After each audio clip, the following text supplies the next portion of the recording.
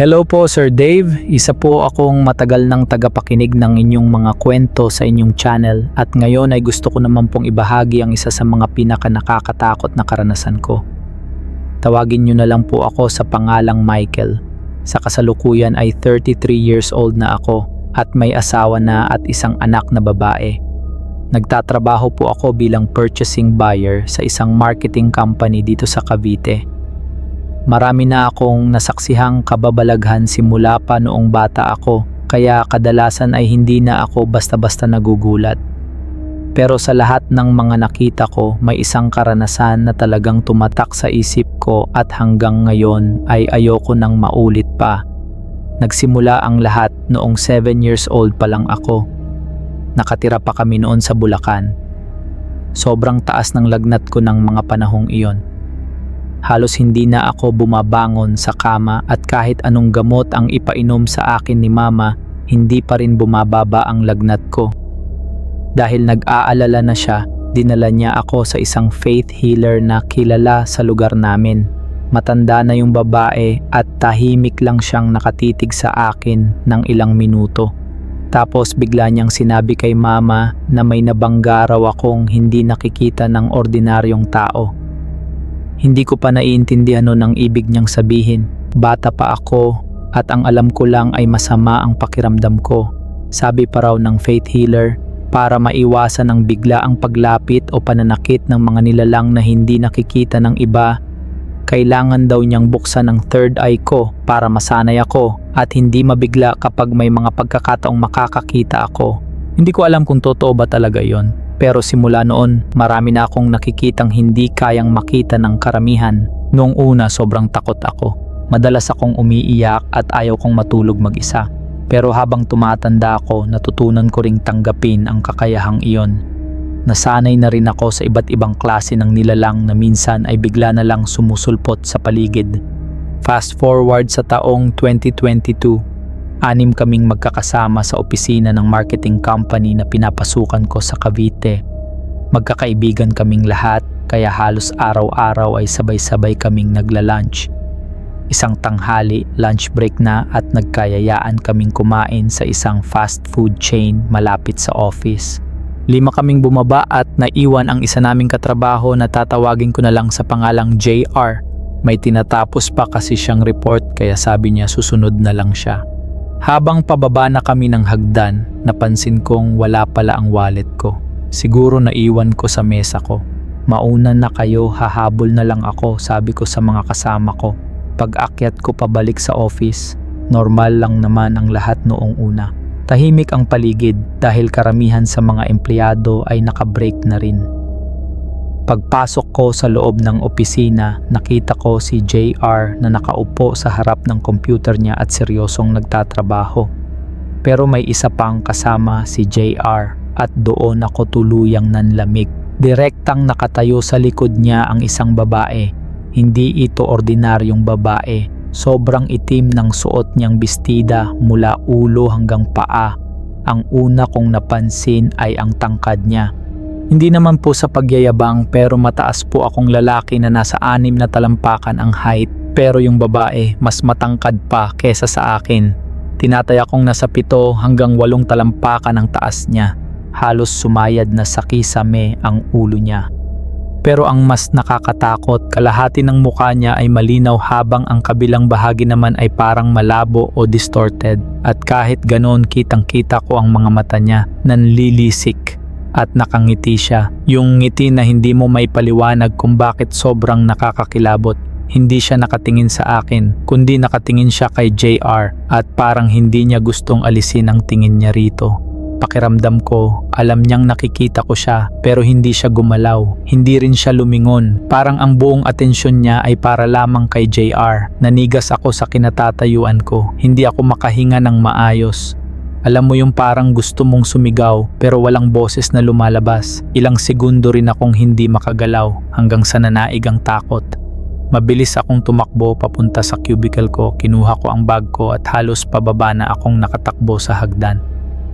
Pagdating ko sa restaurant kung saan naghihintay ang mga kasama ko, agad nilang napansin na namumutla ako. Pre, okay ka lang? Tanong nila. At doon ko na ikinuwento ang lahat. Hindi na sila masyadong nagtaka dahil alam nilang nakakakita talaga ako ng mga bagay na hindi nila nakikita. Yung iba nga ay kinilabutan din. May nagsabi pa na balaan ko raw si JR. Pagkatapos naming kumain, bumalik kami sa opisina pero wala na si JR. Lumabas na pala siya para sa fieldwork niya. Hindi ko alam kung paano ko sasabihin sa kanya nang hindi siya matatakot o baka isipin niyang pinagloloko ko lang siya. Kaya naisipan kong buksan ang notepad sa computer niya. Doon ako nag-iwan ng mensahe. Sinabi ko na may nakita akong babaeng nakasunod sa kanya at kung maaari ay huwag muna siyang dumiretso ng uwi. Dumaan muna siya sa mall o kaya sa ibang lugar ng kahit isang oras para maligaw ang anumang sumunod sa kanya. Hindi ko alam kung paniniwalaan niya ako. Pero kinagabihan, nilapitan niya ako. Sabi niya nabasa niya ang mensahe ko at sinunod daw niya. Nagpalipas muna siya ng oras sa mall bago umuwi. Pagkatapos noon, hindi na raw niya naramdaman ang mabigat na pakiramdam na ilang araw na rin niyang iniinda. Doon namin napag-usapan na posibleng nakuha niya ang elementong iyon sa isa sa mga station ng kumpanya na katabi mismo ng isang lumang sementeryo. Hindi ko alam kung iyon nga ang dahilan, pero isang bagay ang sigurado. Iyon ang unang beses na nakakita ako ng ganoong klaseng nilalang. Sa dami ng mga nakita ko sa buong buhay ko, wala nang mas nakapagbigay sa akin ng ganoong klaseng takot. Hanggang ngayon, kapag naaalala ko ang nanlilisik niyang mga mata at ang nakakatakot niyang ngiti, hindi ko pa rin maiwasang kilabutan. At kung may isa man akong hihilingin, iyon ay sana huwag ko na siyang makita muli.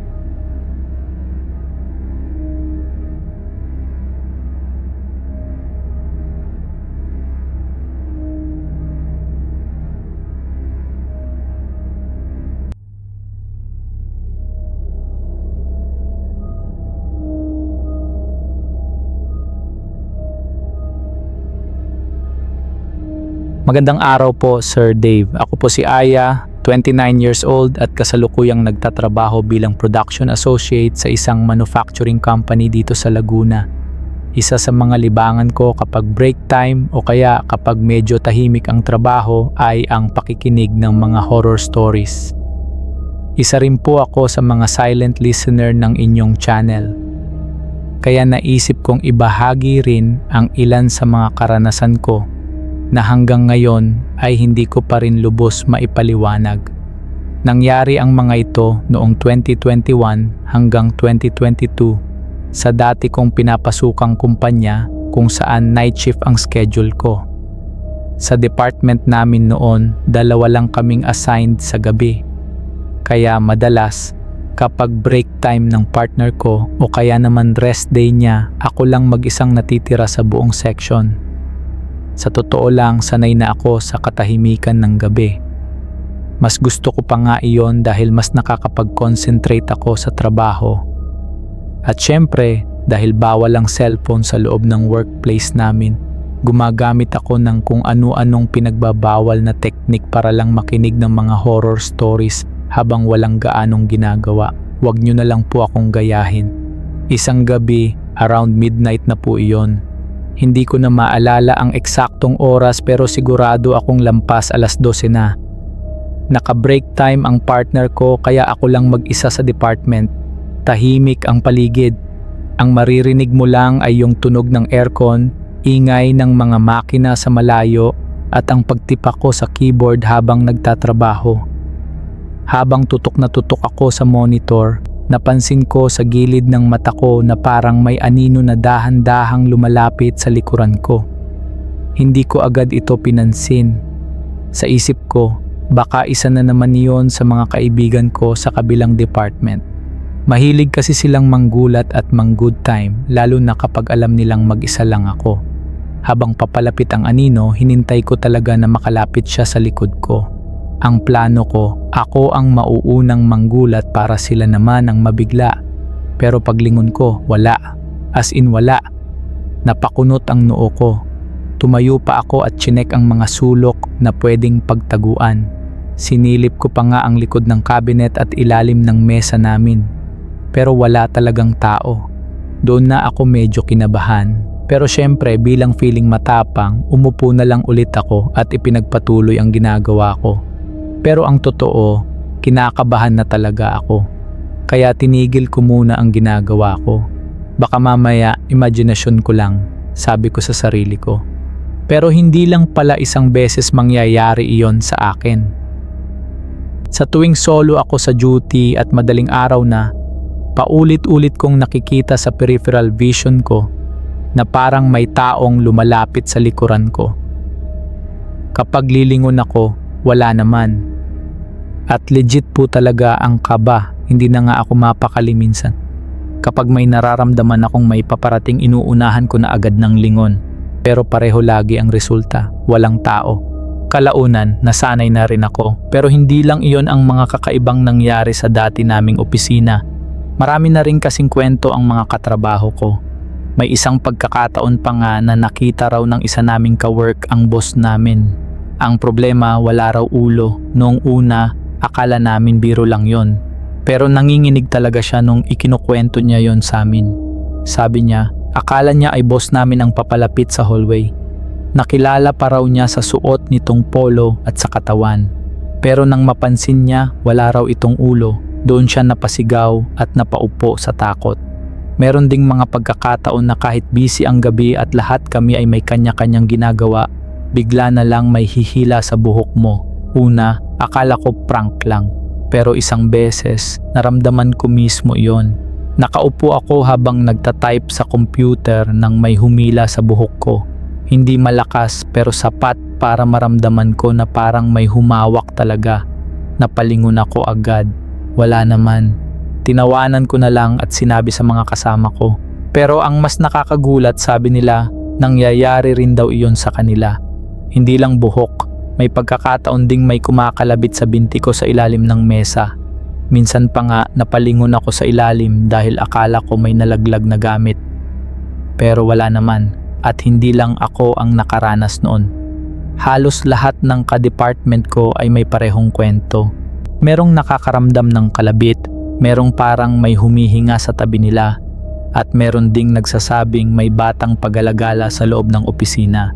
Noong una hindi ako naniniwala, pero habang tumatagal parami ang mga taong nagkukwento ng parehong bagay.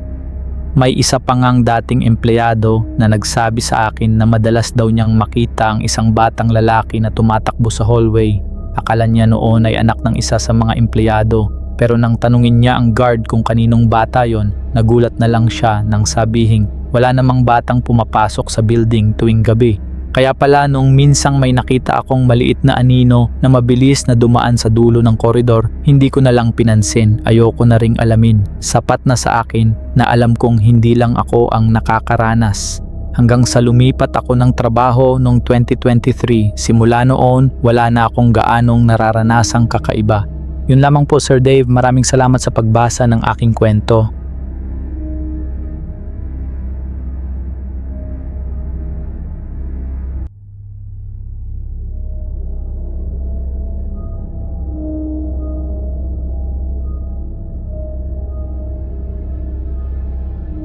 Kamusta po Sir Dave? Ako nga po pala si Robbie, 31 years old at may asawa na po at isang anak na lalaki. Hanggang ngayon ay nagtatrabaho pa rin ako bilang auditor sa isang construction firm sa Quezon City. Mahilig po akong makinig sa mga kwentong kababalaghan ninyo kaya naisip kong ibahagi rin ang isa sa pinaka hindi ko malilimutang karanasan na nangyari sa akin noong taong 2022, noong bagong pasok pa lamang ako sa kumpanyang pinapasukan ko ngayon. Hanggang ngayon po, kapag naaalala ko ang mga nangyari sa lumang opisina naming iyon, hindi ko maiwasang kilabutan. Bagong resign lang kasi ako noon sa dati kong trabaho kaya halos ilang buwan din akong tambay sa bahay. Kaya nang matanggap ako bilang auditor sa isang construction company, sobrang excited ko talaga, parang sabik na akong bumalik sa pagtatrabaho. Naalala ko pa Monday iyon, sinabihan ako ng HR na agahan ko raw ang pasok dahil may orientation pa. Kaya alas 7 ng umaga nasa office building na ako. Pagkababa ko ng motor ko sa parking area, agad akong sinalubong ng guard. Good morning sir, ikaw pala yung bagong hire na sinabi sa akin ng HR. Nakangiti niyang bati, ngumiti rin ako. Opo chief, ako nga po pala si Robbie. Napakabait naman niya kaya naging kampante agad ako. Bandang 7:50 ng umaga dumating na ang HR at ilan pang staff. Magiliw nila akong tinanggap, dinala nila ako sa conference room para sa pagpasa ng requirements at orientation. Habang naghihintay ako roon, may napansin akong tila anino sa may pintuan. Hindi ko masyadong pinansin dahil baka reflection lang. Pero maya-maya may narinig akong parang mahinang pagsitsit. Kasabay noon ay may naamoy akong kakaiba, amoy kandila. Parang kandilang ginagamit kapag may lamay. Napaisip ako pero binaliwala ko na lang. Baka may naglilinis lang sa paligid. Mahigit 1 oras din ang orientation namin hanggang sa ipinakilala na ako sa audit head. Kinabukasan nagsimula na akong magtrabaho. Napansin ko agad na kakaiba ang atmosphere sa office. Mag-aalas 5 pa lang ng hapon, parang nagmamadali ng umuwi ang mga tao. Maya-maya pa ay nakasalubong ko ang audit head. Robbie, kung wala ka namang overtime, pwede ka nang umuwi, mauuna na rin ako. Agad naman akong tumango at hinanap ko na ang susi ng motor ko sa drawer. Pero buong pagtataka ko na wala ang susi ng motor ko sa drawer. Pero sigurado akong inilagay ko iyon doon sa drawer ko mismo dahil hindi naman ako makakalimutin. Halos 10 minuto akong naghahanap hanggang sa napadpad ako sa CR ng office namin. At laking gulat ko na makitang nasa sahig sa gilid mismo ng cubicle ang susi ko. Habang pupulutin ko sana iyon, may narinig akong yabag. Parang may taong dumaan sa gilid ko. Nanindig ang balahibo ko dahil wala namang ibang taong natira sa office namin maliban sa akin ng mga oras na yon. Pinulot ko agad yung susi at binitbit ko yung helmet ko, pati na din ang laptop at bag ko at halos patakbo na akong bumaba. Pagdating ko sa parking area, napatawa yung guard sa akin. Sir, ingat-ingat ka sa pagbaba. Hindi ko na siya sinagot at di ko na din sinabi ang nangyari sa akin. Dali-dali akong umuwi ng panahon na yon. Lumipas ang halos 2 buwan, naging normal naman ang lahat. Hanggang isang araw, deadline ng quarterly audit report namin. Lumapit ang audit head namin. Robbie, overtime tayo mamaya ah. Kasama mo sina Laika at Shane. Sagot ko na dinner ninyo. Pumayag naman ako. Kumain muna kami ng alas 6 ng gabi bago kami nagtrabaho ulit. Mga alas 8 ng gabi, napansin kong inaantok na ako. Nang biglang lumapit si Shane sa akin. Robbie, naaamoy mo ba? Parang amoy kandila. Doon na siya napakwento sa akin. Sabi niya kapag kaunti na raw ang tao sa office, marami daw kakaibang nangyayari. Minsan daw ay nawawala raw ang cellphone niya, minsan naman ay mga gamit tulad ng ballpen, tapos makikita na lang niya na nasa ibang sulok ito. Sumali na rin si Laika sa kwentuhan namin ni Shane. Sabi naman ni Shane, may pagkakataon raw na may mga papel daw siyang bigla na lang nakakalat kahit wala namang ibang taong pumapasok sa office tuwing gabi. Mga 8:30 PM may kumatok sa glass door. Ako na ang tumayo para buksan ito. Pagbukas ko, wala namang tao. Maging ang guardhouse, walang bantay. Pagkalipas ng ilang minuto, saka bumalik yung guard namin. Nag-CR lang pala siya. Sinabi ko ang tungkol sa kumatok. Napansin pa naming may bakas ng kamay sa salamin. Napakamot na lang si Manong guard ng ulo. Sir, imposible naman pong ako yon. Malayo ang CR. Tahimik siya sandali bago nagsalita. Marami pong nagpaparamdam dito pero bawal kaming magkwento. Marami na raw kasi ang nag-resign dahil sa takot. Natigilan ako sa sinabi niya. Magte-10 PM nang umakyat ang janitor. Isa siya sa pinakamatagal na empleyado roon. Habang nagkakape kami, nagkwento siya. Sabi niya, ayaw ko ngang umakyat dito kapag walang tao. Bakit po? Tanong ko. Pinaglalaruan kasi kami. Ang sabi pa niya ay marami na raw beses na pinabless ang office pero ganun pa rin. May naaamoy na kandila, may usok sa CR, may mga pintong kusang bumubukas. At pinagsasabihan sila ng management na huwag na lang magsalita. Bandang alas 11 ng gabi, natapos namin ang report. Habang nagpapatay kami ng mga computer at aircon, biglang bumalot na naman ang amoy kandila. Kasabay nito, parang may usok na nakakasulasok. Hindi na kami nagtagal. Nag-time out kami at sabay-sabay na umalis. Kinabukasan, pagpasok namin sa office, gulat na gulat kaming lahat. Nagkalat ang mga dokumento sa sahig. Tapos basag-basag ang mga plato at baso sa pantry. Galit na galit ang finance manager namin, kaya pinatawag niya si Manong Guard. Pareho naming sinabi ni Laika na maayos naming iniwan ang office. Kaya iminungkahi ng guard na i-review ang CCTV at doon kami tuluyang nangilabot. Sa footage nakita namin na kusang gumagalaw ang mga mesa, tapos isa-isang bumabagsak ang mga plato sa pantry. Nag-o-on at off ang mga computer at kusang bumubukas at sumasara ang mga pinto at ang mga dokumento parang may malakas na hangin na nagkalat sa buong opisina. Natahimik kaming lahat, pati ang audit head naming hindi naniniwala noon sa mga kababalaghan na mutla. Pagkatapos ng board meeting, nagdesisyon ang management na ipagbibili na raw ang lumang opisina at lilipat kami ng bagong location. Halos lahat kami ay nakahinga ng maluwag. Nagkasundo rin kaming wag ng mag-overtime hanggat hindi pa kami nakakalipat. Makalipas ang isang buwan, lumipat na kami at simula noon wala na kaming naranasang kakaiba. Sa pagkakaalam ko, isang mayamang Chinese businessman ang nakabili sa dating opisina namin. Ipinarenovate niya ito at ginawang malaking warehouse. Pero hanggang ngayon, Sir Dave, iniiwasan ko pa ring dumaan sa lugar na iyon. Kahit mas malayo ang ruta ko papasok sa trabaho, umiikot talaga ako. Dahil sa tuwing napapadaan ako roon, bumabalik sa isip ko ang amoy ng kandila, ang mga yabag sa CR.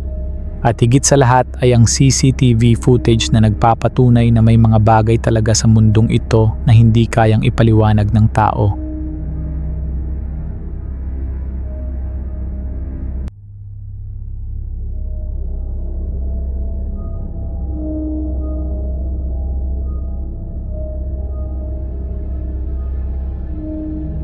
Hi po Sir Dave, isa po akong matagal ng tagapakinig ng inyong mga kwento at ngayon ay gusto ko na ring ibahagi ang isa sa mga pinaka-nakakatindig balahibong karanasan ko.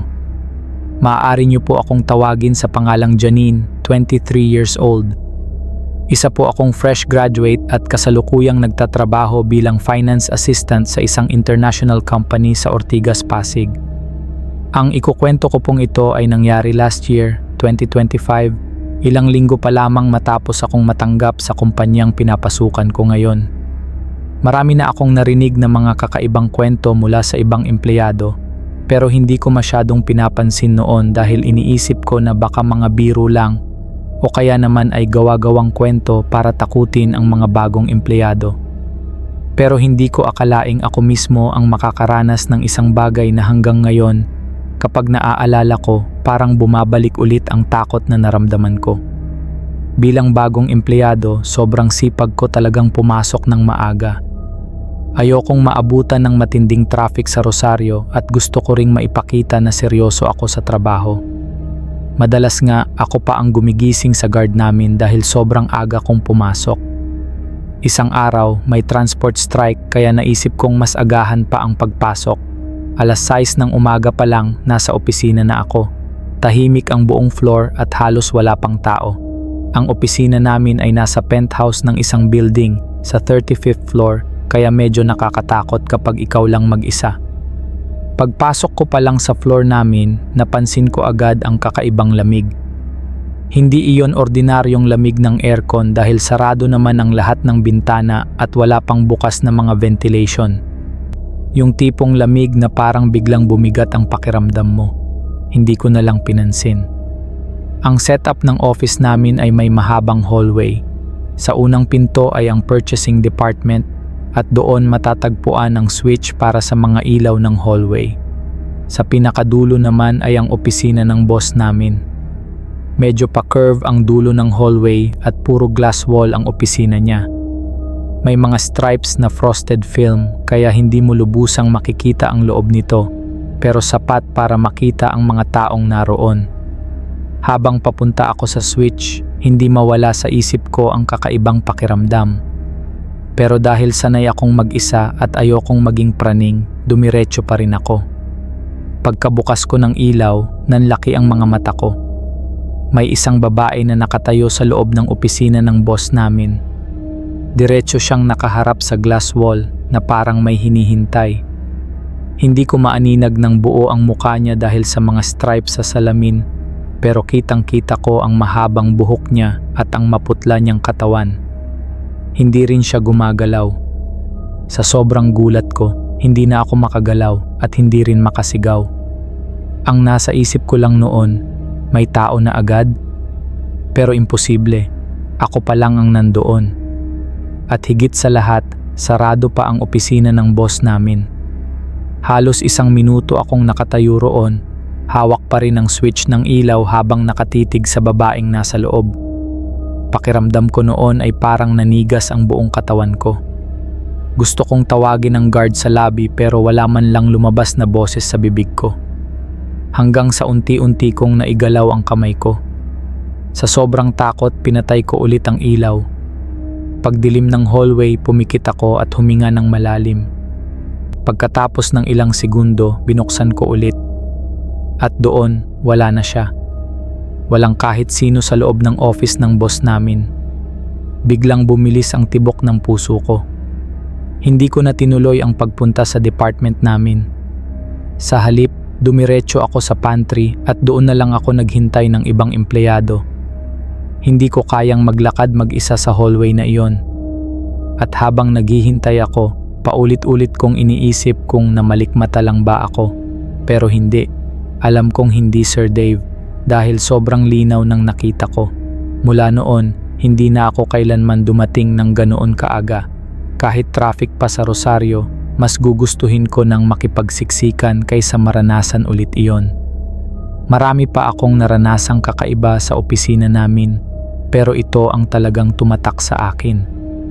Hanggang ngayon, kapag naliligo ako at napapapikit, minsan bumabalik sa isip ko ang imahe ng babaeng nakatayo sa glass wall ng opisina ng boss namin. At sa totoo lang, Sir Dave, hindi ko pa rin alam kung sino siya. At ayoko nang malaman. Maraming salamat po, Sir Dave, kung mapipili ninyong basahin ang aking kwento sa inyong channel. Isa po akong masugid na tagapakinig at malaking bahagi na ng gabi ko ang pakikinig sa inyong mga kwento. Maraming salamat po at ingat po palagi.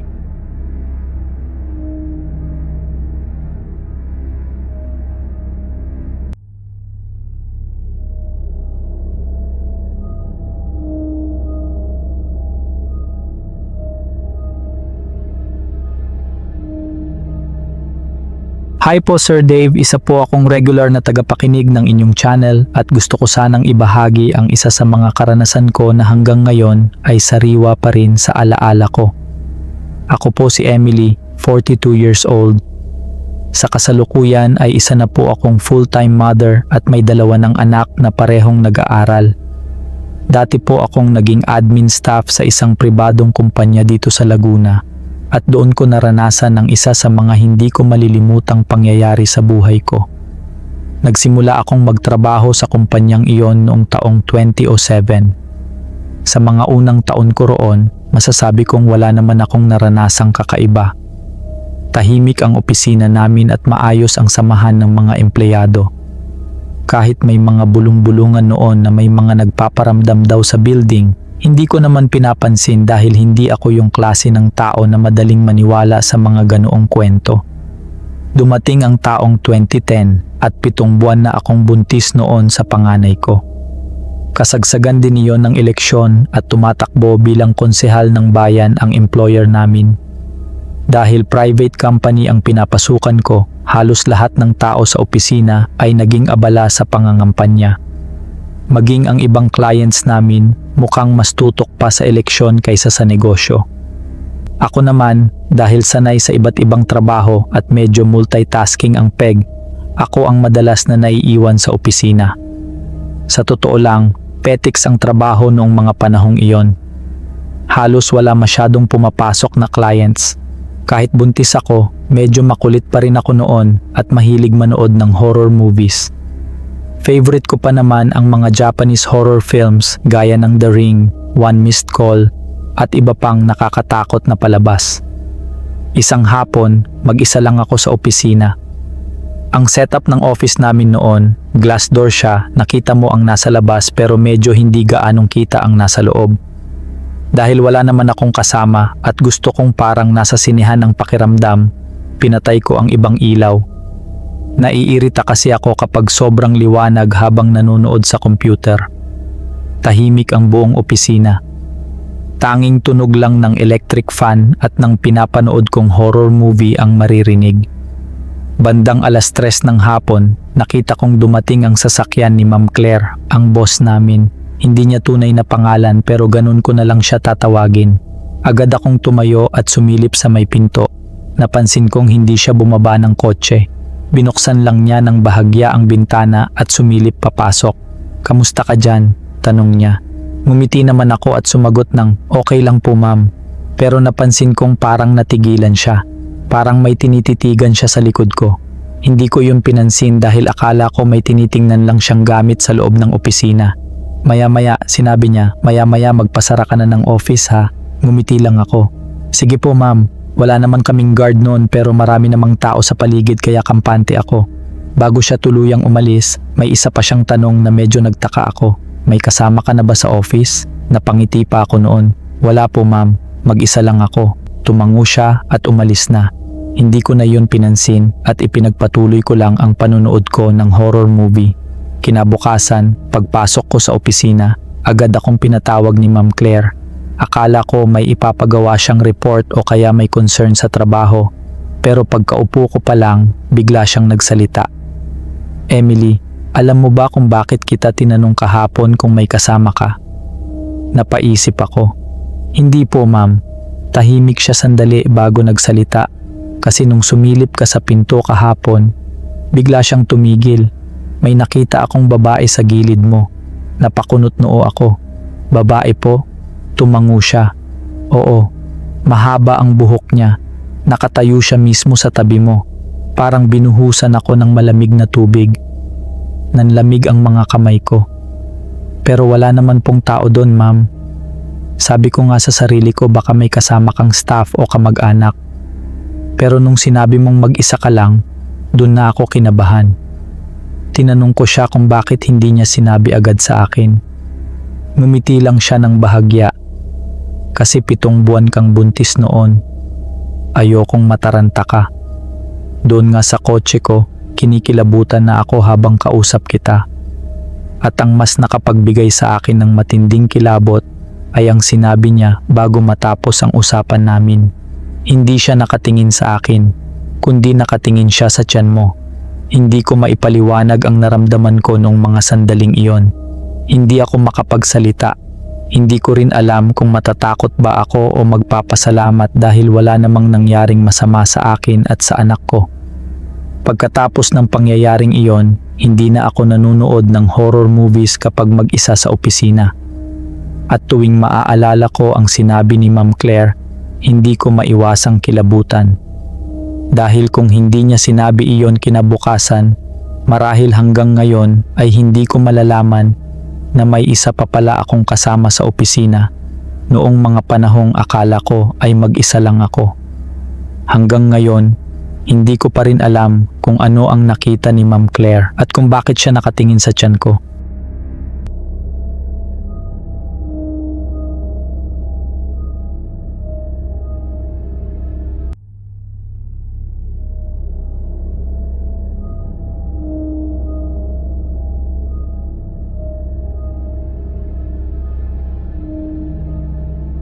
Hello po Sir Dave, tawagin niyo na lang po akong Danny, 18 years old na ngayon at kasalukuyang first year college student. Ang ikukwento ko pong ito ay totoong nangyari sa akin at sa papa ko noong 2016 hanggang 2017. Hindi ko na po babanggitin ang eksaktong lokasyon ng opisina at ang mga pangalan ng mga taong sangkot para na rin po sa privacy nila. Sa totoo lang, hindi po talaga ako naniniwala noon sa mga multo. Kaya noong mga panahon na yon, hindi ko talaga iniisip na makakaranas ako ng mga bagay na hindi ko maipaliwanag. 9 years old pa lang ako noon.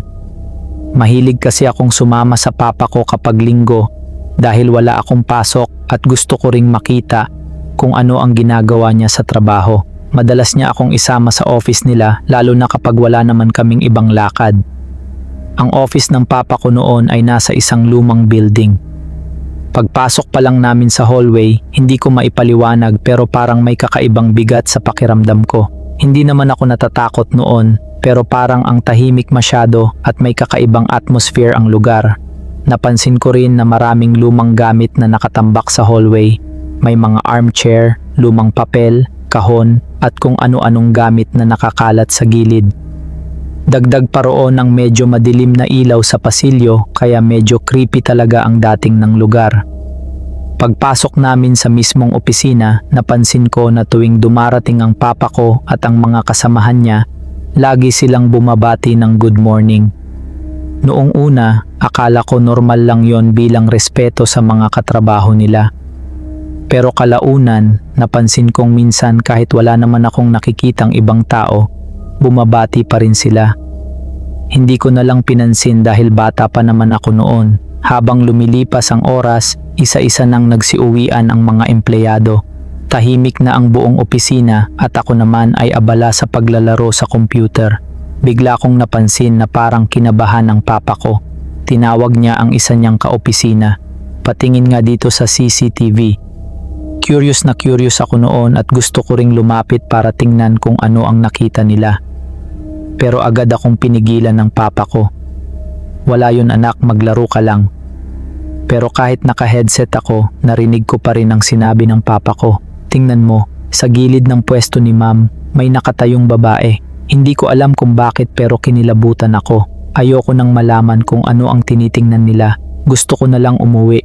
Pero hindi ko na iyon inusisa dahil ayokong madagdagan pa ang takot ko. Lumipas ang ilang araw at isang gabi, closing ang papa ko. Kaming dalawa na lang ang naiwan sa loob ng office. Tahimik ang paligid, wala nang ibang tao.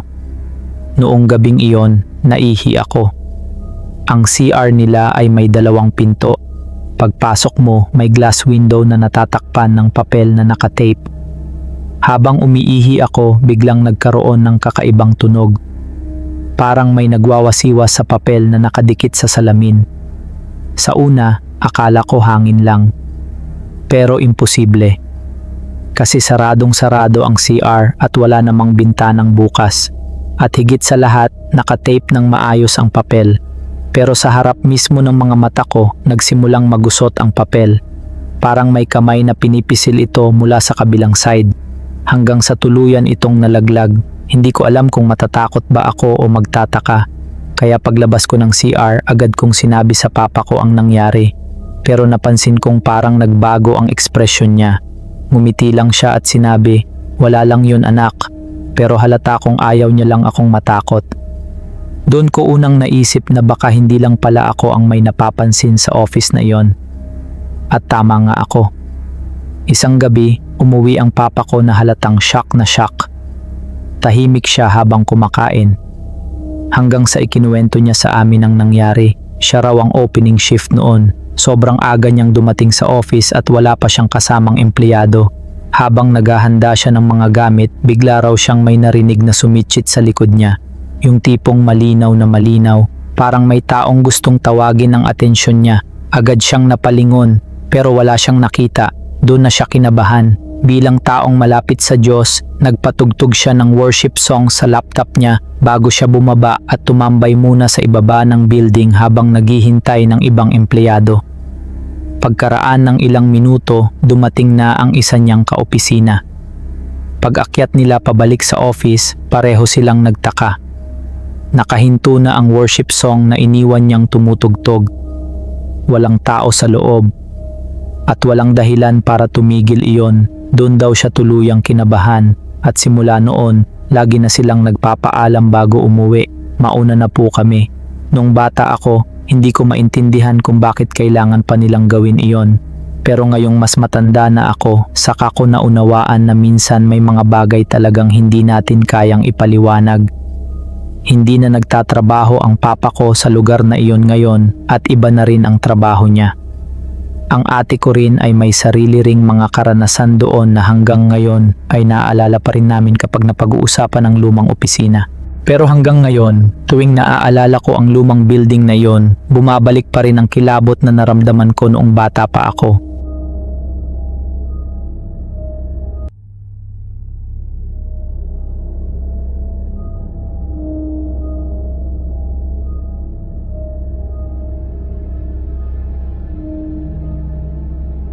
Magandang araw po Sir Dave, isa po ako sa mga masugid ninyong tagapakinig at halos gabi-gabi po akong nakikinig sa inyong channel bago matulog. Ako nga po pala si Michelle, 31 years old, kasalukuyang nagtatrabaho bilang isang admin staff sa isang pribadong kumpanya sa Parañaque. Ang ikukwento ko pong ito ay nangyari noong taong 2024. 5 taon na po akong nagtatrabaho sa kumpanyang iyon at sa buong 5 taon na pananatili ko roon, marami na akong naririnig na kwento tungkol sa mga kababalaghan sa opisina namin. Pero sa totoo lang, hindi ako naniniwala agad sa mga ganoong bagay dahil ni minsan ay wala naman akong personal na karanasan hanggang sa dumating ang araw na hindi ko talaga malilimutan.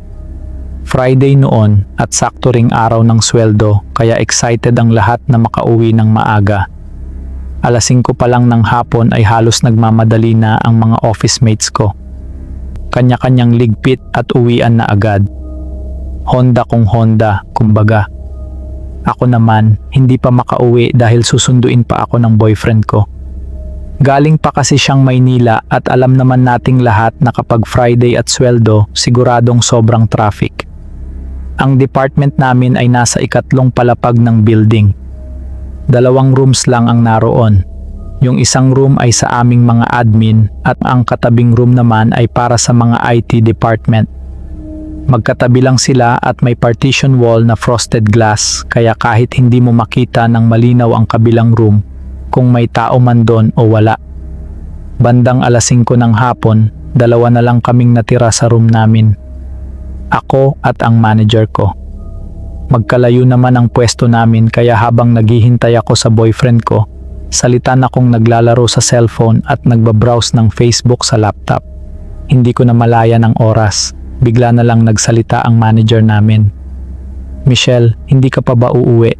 Mauna na ko ha. Pagtingin ko sa relo, magsi 6 PM na." "Sige po ma'am, susunduin pa po kasi ako."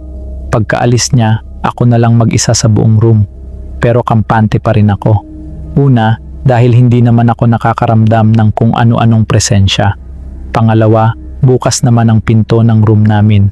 At pangatlo, nakikita ko pa ang ilaw na nanggagaling sa kabilang room ng IT department. Alam ko kasing may mga naka-night shift doon kaya hindi ako kinakabahan. Nagpatuloy lang ako sa pagbabrowse sa Facebook hanggang sa magko-quarter to 7 na.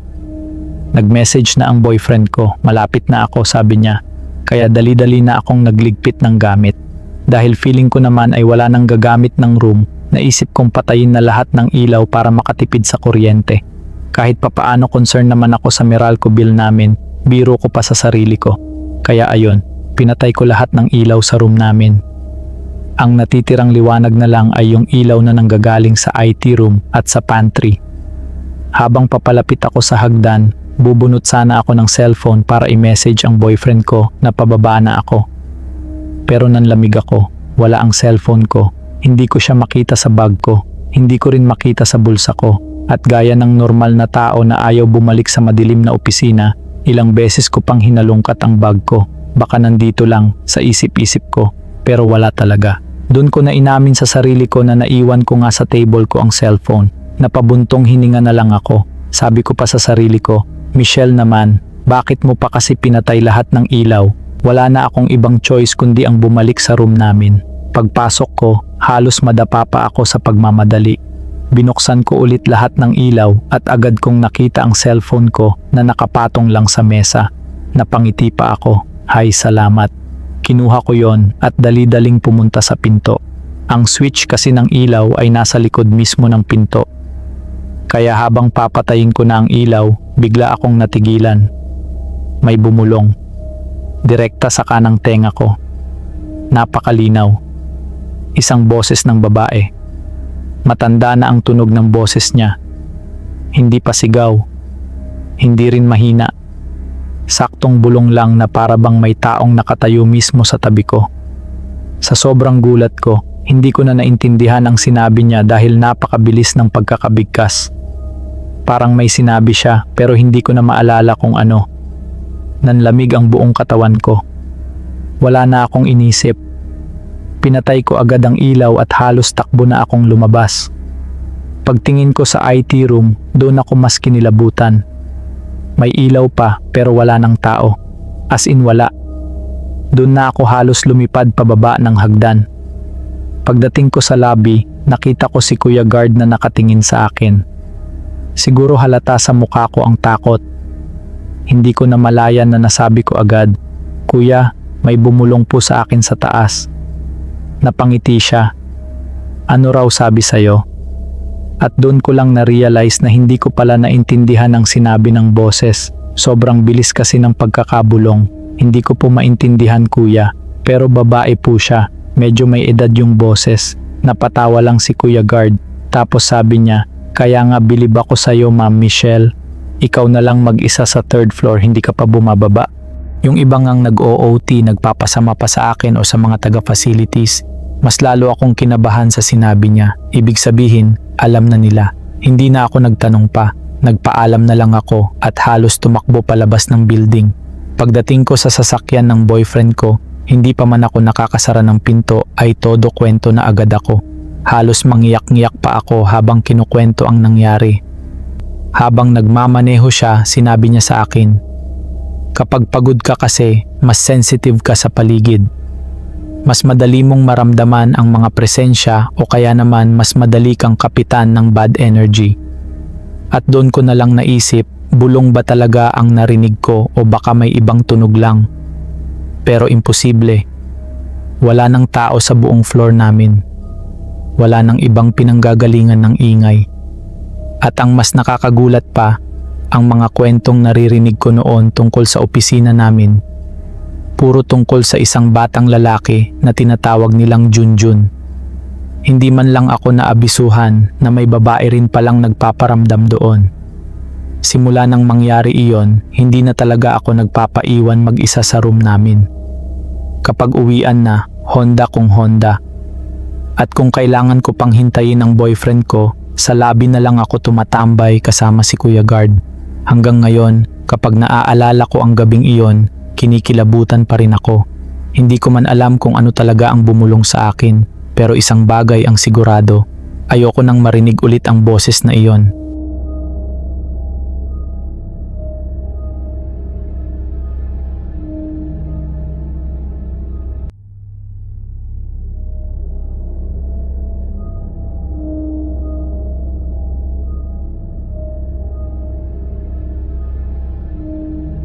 Hello po Sir Dave, isa po akong regular na tagapakinig ng inyong channel at matagal ko na pong pinag-iisipan kung ibabahagi ko ba ang karanasang ito. Ilang taon na rin ang lumipas mula nang mangyari ang lahat, pero hanggang ngayon, kapag naaalala ko ang mga gabing iyon, hindi ko maiwasang balikan ang matinding kilabot. Ako nga po pala si Renz, 35 years old na ngayon. May sariling pamilya at may isa ng anak. Dati po akong nagtatrabaho bilang isang field collector sa isang lending company. Ang mga pangyayaring ikukwento ko ay nangyari noong 2016 sa isa sa mga branch office namin sa Calabarzon area. Hindi ko na po babanggitin ang eksaktong lugar bilang respeto na rin sa dating kumpanyang pinasukan ko. Iba kasi ang setup ng kumpanya namin noon. Hindi kami nasa commercial building o mall. Ang bawat branch office namin ay isang ordinaryong bahay. Ang unang palapag ang nagsisilbing opisina, habang ang ikalawang palapag naman ang tulugan ng mga empleyado. Puro double deck ang kama, parang dormitoryo ang setup dahil stay-in kaming lahat. Kailangan naming gumising ng maaga dahil alas 8 ng umaga ay nasa field na kami para maningil sa mga borrowers. Pagdating ng alas 12 ng tanghali, babalik kami sa opisina para magtali ng collections. Kapag may mga hindi pa nakakapagbayad, lalabas ulit kami ng alas 5 ng hapon. Minsan, inaabot pa kami ng alas 12 ng gabi sa kakasingil. Pagbalik sa office, hindi pa tapos ang trabaho dahil magbibilangan at magko-compute pa kami ng mga transactions. Kadalasan, 1:00 o 2:00 na ng madaling araw bago kami makatulog. Noong unang beses akong makarating sa bahay na yon, hindi ko maipaliwanag pero parang may mabigat na pakiramdam agad akong naramdaman. Hindi naman ako naniniwala noon sa mga multo. Sa totoo lang, praktikal akong tao. Pero iba talaga ang aura ng bahay na iyon. Parang kahit titingnan mo pa lang mula sa labas, may kakaibang bigat na hindi mo maipaliwanag. Wala pa akong 1 linggo roon nang mangyari ang unang karanasan ko. Bandang 3:00 ng madaling araw nagising ako. Nasa itaas ako ng double deck at hirap na akong makatulog ulit kaya nag-cellphone muna ako.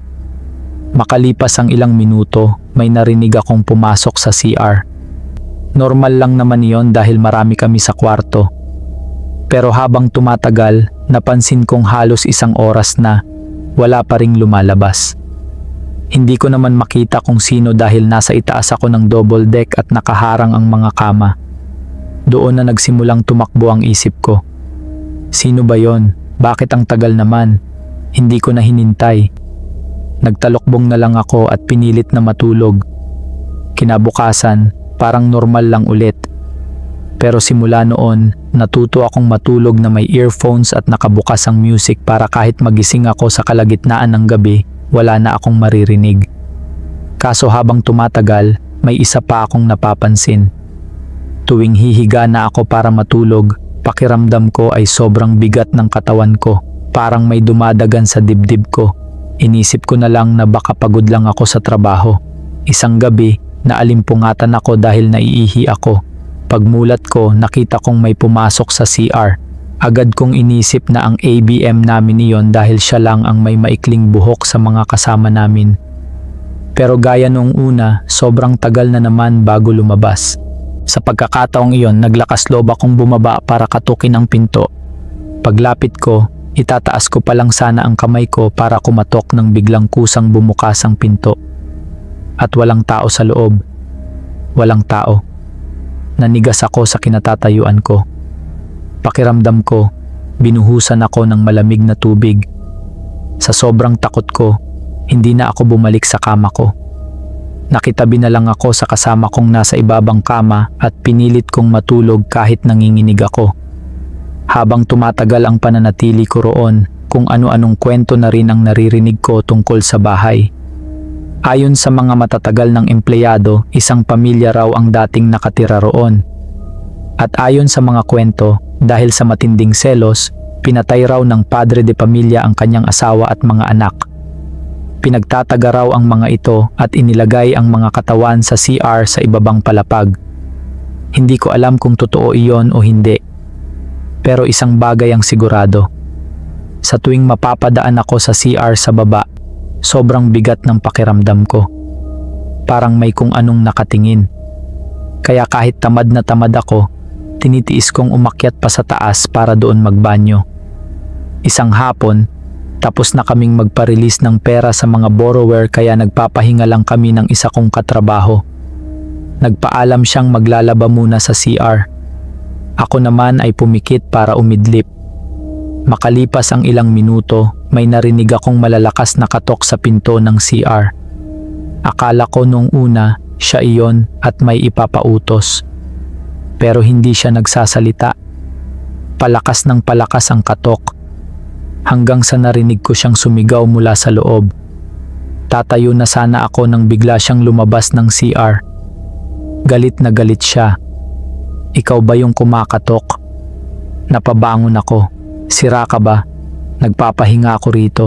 Ang sabi ko, pareho kaming natahimik. Dahil pareho naming alam na wala sa amin ang kumakatok. Nagkatinginan lang kami at halos sabay na tumakbo pababa. Hindi na niya tinapos ang paglalaba. Pinasuyo na lang namin sa kasambahay. Hindi lang iyon. Maraming beses na rin kaming nakaririnig ng tawanan at usapan sa kwarto habang paakyat pa lang kami ng hagdan.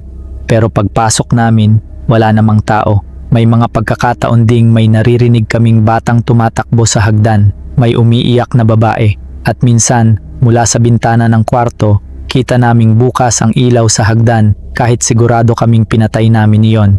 Pero ang pinakamatinding karanasan ko ay ng gabi ng November 1. Kagagaling ko lang noon sa field at nagtirik pa ako ng kandila para sa kung sino mang mga yumao na maaaring minsang tumira sa bahay na iyon.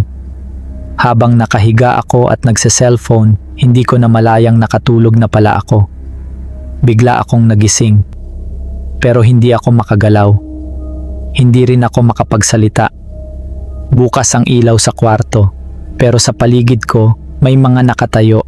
Hindi ko maaninag ng malinaw kung tao ba sila o mga anino, pero puro itim, nasa gilid ko at sa harap ko, at pakiramdam ko ay pinagmamasdan nila ako. Sinubukan kong sumigaw, pero hindi ko maigalaw ang katawan ko, hindi ko maitaas kahit ang daliri ko. Sa isip ko noon, Lord, wag naman ngayon, pinilit kong pumikit, at paulit-ulit akong nagdasal sa isip ko. Hindi ko alam kung gaano katagal iyon. Pero sa awa ng Diyos, nakatulog ulit ako at nang magising ako kinabukasan, buhay pa ako. Hindi ko maipaliwanag ang naramdaman ko noon. Pagod na nga kami sa trabaho, pagod na katawan mo sa buong araw na pagbibilad sa init at kakasingil. Tapos pagbalik mo sa bahay na dapat ay pahingahan mo, mas lalo ka pang matatakot. Ilang buwan pa ang lumipas bago ako tuluyang nag-resign. At sa totoo lang, isa iyon sa mga desisyong hindi ko pinagsisihan. Hanggang ngayon, kapag naaalala ko ang bahay na iyon, naiisip ko pa rin kung ano-ano kaya ang mga bagay na hindi namin nakikita pero kasabay naming naninirahan noon. Maraming salamat po Sir Dave kung mababasa ninyo ang aking kwento sa inyong channel at more power po sa inyo.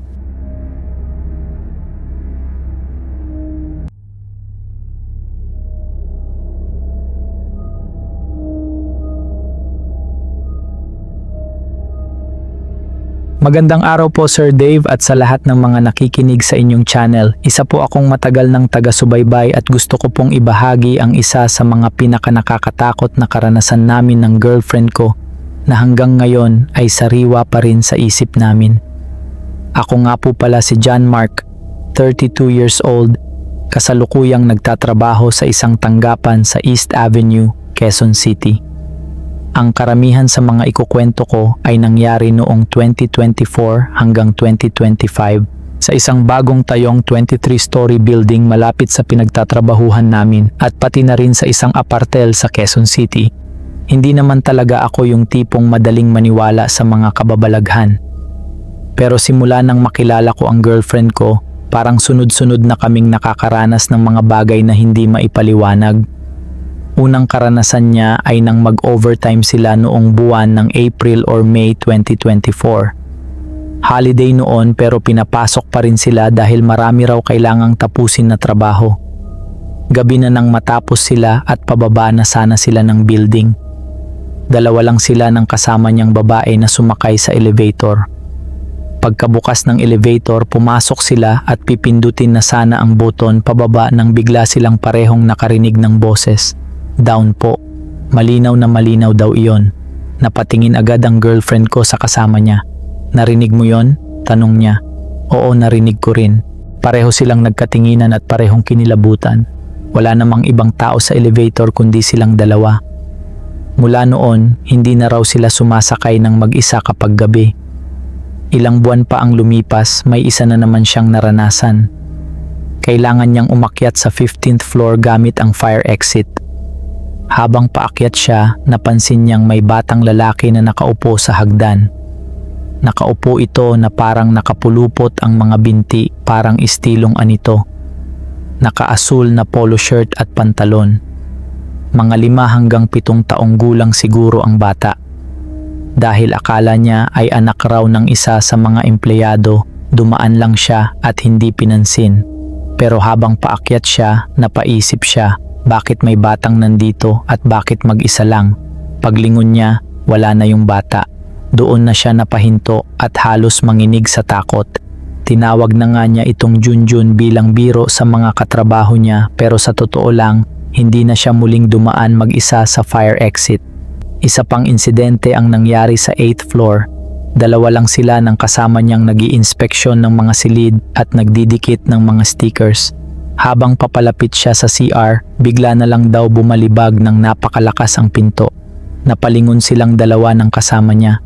Ate, narinig mo yon? Hindi na sila nag-usap pa. Pareho silang napatakbo pabalik sa station nila. At ang sabi pa ng kasama niya habang hingal na hingal sila, "Ate, parang sinundan ka ata." Hindi lang sa opisina kami nakakaranas ng mga ganon. May isang beses ding nag-check-in kami sa isang apartel sa Quezon City. Simple lang ang plano namin noon, konting inom, kwentuhan at pahinga. Habang nagkukwentuhan kami, bigla siyang natahimik. Tumingin siya sa kama at namutla. Daddy ang tawag niya sa akin. "Bakit?" tanong ko. "May nakaupo sa kama natin." Kinabahan ako sa sinabi niya. "Ha? Saan?" "May babaeng mahaba ang buhok raw na nakaupo sa kama namin." Siyempre, wala akong makita. Pero kilala ko ang girlfriend ko. Hindi siya palabiro pagdating sa mga ganitong bagay. Nanahimik kami ng ilang segundo bago namin piliting ibalik ang usapan sa ibang bagay. At akala namin hanggang doon na lang. Pero nitong pinakahuling check-in namin sa parehong lugar, mas lalong nakakadagdag kilabot ang nangyari. Nagkukwentuhan kami tungkol sa mga horror experiences namin. Hanggang sa napunta ulit sa unang karanasan niya sa apartel na iyon. "Tama na nga yan, Daddy. Nagkakatakutan na tayo. Natulog na kami." Habang nakahiga ako, napatingin ako sa CR. Sa gilid ng mata ko, may nakita akong aninong dumaan. Hindi ko sinabi agad sa girlfriend ko. Pero napansin niyang natahimik ako. "Daddy, bakit?" "Wala, may naaninag lang ako." Kwento ka kasi ng kwento ng nakakatakot. Tumawa pa kami ng kaunti at pilit na natulog. Bandang madaling araw, pareho kaming nagising. Napatingin kami sa isa't isa. Bukas ang lampshade sa gilid ng kama. Hindi iyon ordinaryong switch. Iyon yung klase ng lampshade na kailangang pihitin bago bumukas.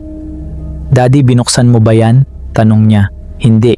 Akala ko ikaw ang nagbukas." Pareho kaming natahimik.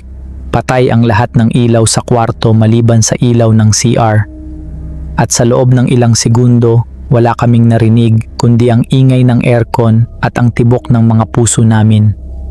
Hanggang ngayon, hindi pa rin namin alam kung nagkataon lang ba ang lahat o may ibang nilalang na gustong makisabay sa aming mga kwentuhan.